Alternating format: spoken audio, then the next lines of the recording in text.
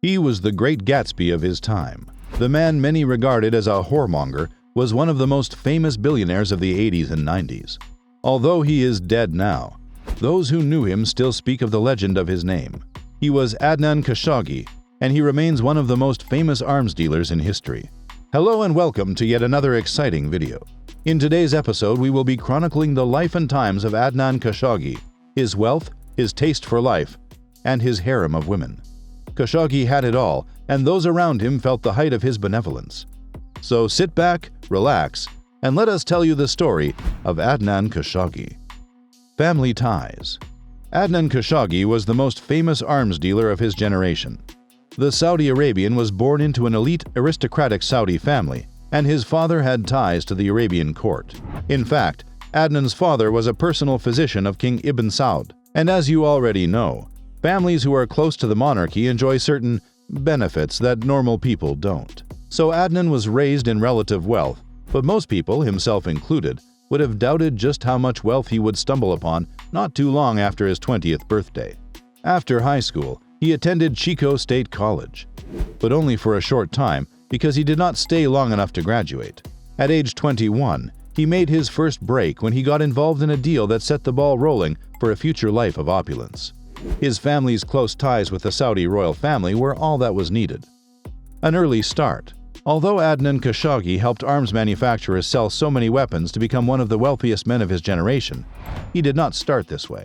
However, at the height of his career, he was worth a humongous £2.4 billion. He was friends with members of the Saudi court and Hollywood elites.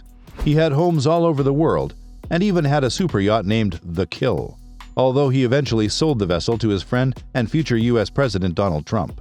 But how did he start making so much money? Well, as we said before, his father was the personal doctor of King Ibn Saud of Saudi Arabia, and the young Khashoggi leveraged his father's contact to his advantage. At the age of 21, he got involved in a deal and assisted in the selling of trucks to Egypt worth about $3 million.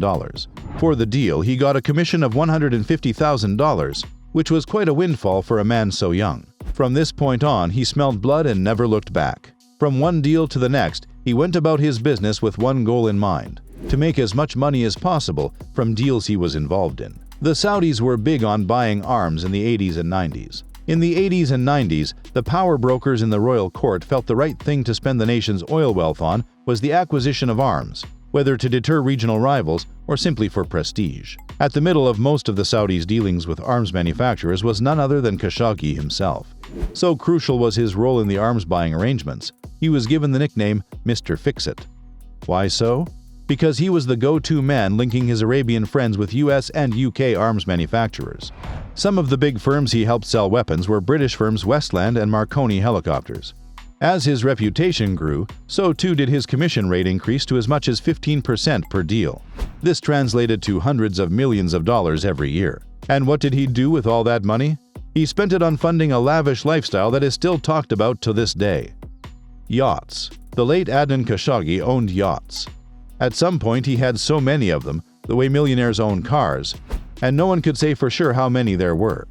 In 1980, he bought a 281-foot yacht, Nabila, which he named after his daughter. At the time of the purchase, the Nabila was the largest private yacht in the world. The vessel was furnished with the most exotic items known to man. It had gold sinks, master suites, a sun deck with bulletproof glass, and some of the most exotic pieces you can imagine. The bathrooms had chamois cabins covered with leather. It had hand-carved onyx crafted by some of the best craftsmen of his generation. 7 years later, in 1987, he sold the vessel to Donald Trump for $30 million. The Nabila was also featured in one of the Bond movies of 1983, Never Say Never Again. This, perhaps, was the public feature that brought Adnan to public consciousness. The Master Charmer. Adnan was the master charmer, and if you wondered how he was able to sell so many arms in such a saturated and competitive industry, look no further than his ability to charm potential clients. He loved the lavish life, and he had no qualms about spoiling powerful potentates whom he wanted to add to his clientele.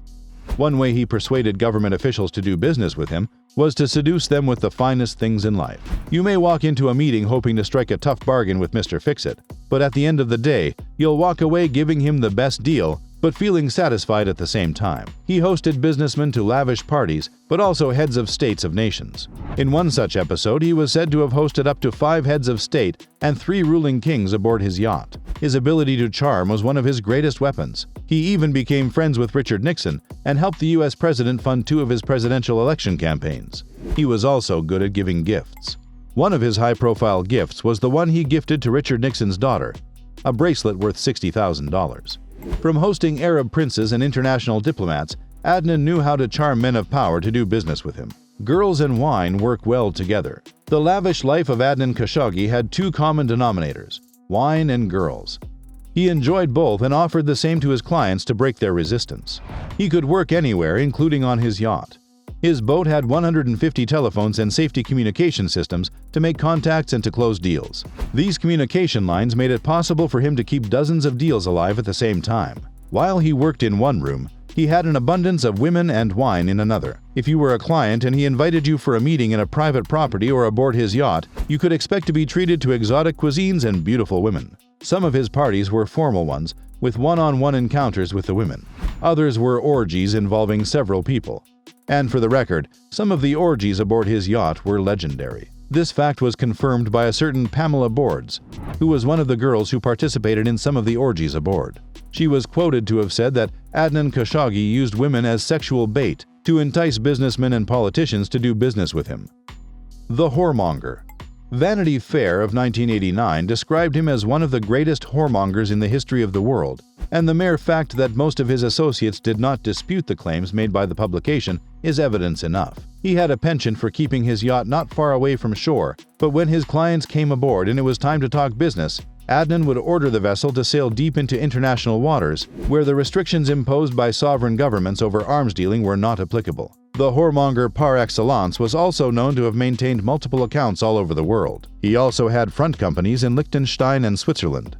The Saudi Arabian was smart enough to know that having so much money in few accounts exposed him to bureaucratic inquiries. The front companies were also shell corporations for hiding money. A life of controversy. From his early age until his dying day, he lived a controversial life, and his name was often mentioned in connection with controversial arms deals. For instance, in the 1980s, there was the Iranian-Contra scandal which involved the White House. Khashoggi's name was mentioned alongside Oliver North in a deal involving the Iranians and the U.S. government. The Iran-Contra scandal involved a secret mission by top officials in the Reagan administration to secure the release of U.S. hostages by selling arms to the Ayatollah government of Iran. The cash was paid to the Americans and diverted to right-wing Contra separatists in Nicaragua, known for committing atrocious human rights abuses like rape and torture. The story was a media circus and exposed the image of Adnan Khashoggi to a wider audience who knew very little of him before the fact. He was also fingered as being among the co-conspirators of the infamous Al-Yamama arms deal involving the Saudis and Great Britain.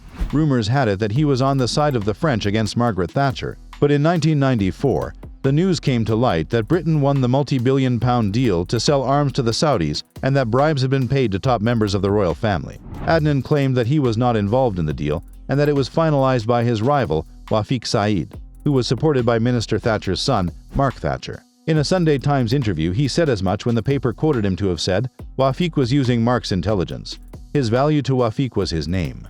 The British public were not impressed even after Mark Thatcher denied that he made money from the 1985 deal signed by his mother. Years later, an inquiry into alleged bribes paid to the Saudis was dropped in 2006 by the Serious Fraud Office, with Prime Minister Blair saying that the issue was not of national interest to his country. The fascinating thing is that for all his arms dealings across continents, he was never convicted for any crime, even though he had close brushes with the law that almost landed him in prison several times.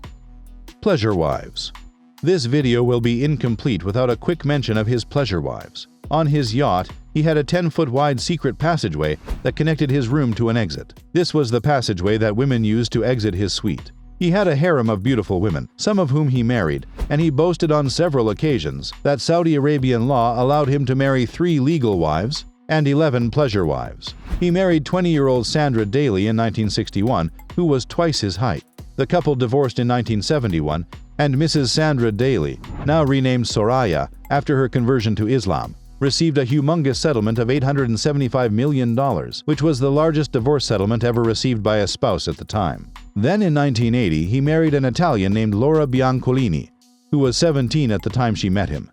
He also married an Iranian named Shapari Azam Zanganeg Zamgani, but the marriage was dissolved eventually. For a man who spent about $250,000 a day to maintain his luxury lifestyle, Adnan Khashoggi lived a life that only very few people ever will.